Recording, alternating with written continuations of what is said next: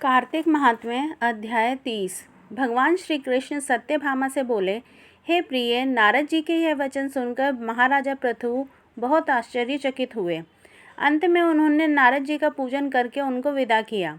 इसलिए माघ, कार्तिक और एकादशी, यह 3 व्रत मुझे अत्यधिक प्रिय हैं। वनस्पतियों में तुलसी, महीनों में कार्तिक, तिथियों में एकादशी और क्षेत्रों में प्रयाग मुझे बहुत प्रिय हैं।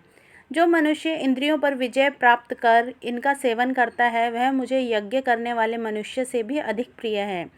जो मनुष्य विधि पूर्वक इनकी सेवा करते हैं, मेरी कृपा से उन्हें समस्त पापों से छुटकारा मिल जाता है।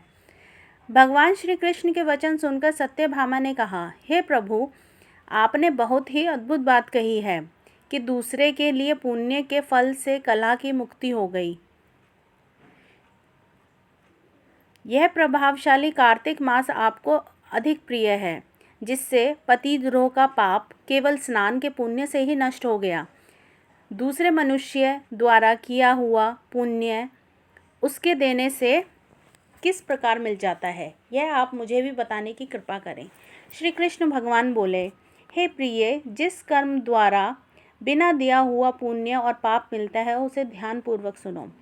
सतयुग में देश, ग्राम तथा कुलों को दिया पुण्य या पाप मिलता था, किंतु कलयुग में केवल कर्ता को ही पाप तथा पुण्य का फल भोगना पड़ता है। संसर्ग न करने पर भी वह व्यवस्था की गई और संसर्ग से पाप व पुण्य दूसरे को मिलते हैं, उसकी व्यवस्था भी सुनो। पढ़ाना, यज्ञ करना और एक साथ भोजन करने से पाप पुण्य का आधा फल मिलता है। एक आसन पर बैठने तथा सवारी पर चढ़ने से, श्वास के आने जाने से पुण्य व पाप का चौथा भाग जीव मात्र को मिलता है। छूने से, भोजन करने से और दूसरे की स्तुति करने से पुण्य और पाप 6वां भाग मिलता है। दूसरे की निंदा, चुगली और धिक्कार करने से उसका 7वां भाग मिलता है। पुण्य करने वाले मनुष्य की जो कोई सेवा करता है, वह सेवा का भाग लेता है और अपना पुण्य उसे देता है। नौकर और शिष्य के अतिरिक्त जो मनुष्य दूसरे से सेवा करवाकर उसे पैसे नहीं देता, वह सेवक उसके पुण्य का भागीदारी होता है। जो व्यक्ति पंक्ति में बैठे हुए भोजन करने वालों की पत्तल लांघता है, वह उसे अपने पुण्य का 6वां भाग देता है। स्नान तथा ध्यान आदि करते हुए मनुष्य से जो व्यक्ति बातचीत करता है या उसे छूता है, वह अपने पुण्य का 6वां भाग दे डालता है। जो मनुष्य धर्म के कार्य के लिए दूसरों से धन मांगता है, वह पुण्य का भागी होता है। ठीक उसी प्रकार जिस प्रकार की दान करने वाला पुण्य का भागी होता है, जो मनुष्य धर्म का उपदेश करता है और उसके बाद सुनने वाले से याचना करता है, वह अपने पुण्य का 6वां भाग उसे दे देता है।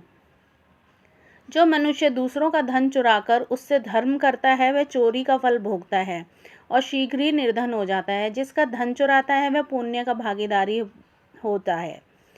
बिना ऋण उतारे जो मनुष्य मृत्यु को प्राप्त होता है, उनको ऋण देने वाले सज्जन पुरुष पुण्य के भागी होते हैं। शिक्षा देने वाला, सलाह देने वाला, सामग्री को जुटाने वाला तथा प्रेरणा देने वाला, यह पाप और पुण्य के 6ठे भाग को प्राप्त करते हैं। राजा प्रजा के पाप पुण्य के षष्ठांश का भोगी होता है। गुरु शिष्यों का, पति पत्नी का, पिता पुत्र का, स्त्री पति के लिए पुण्य का 6ठा भाग पाती है। पति को प्रसन्न करने वाली आज्ञाकारी स्त्री पति के लिए पुण्य का आधा भाग लेती है। जो पुण्यात्मा पराये लोगों को दान करते हैं, वह उनके पुण्य का 6ठा भाग ग्रहण करते हैं। जीविका देने वाला मनुष्य जीविका ग्रहण करने वाले मनुष्य के पुण्य के 6ठे भाग को प्राप्त करता है। इस प्रकार दूसरों के लिए पुण्य अथवा पाप बिना दिए भी दूसरों को मिल जाते हैं, किंतु यह नियम जो कि मैंने बतलाए हैं, ये कलयुग में लागू नहीं होते।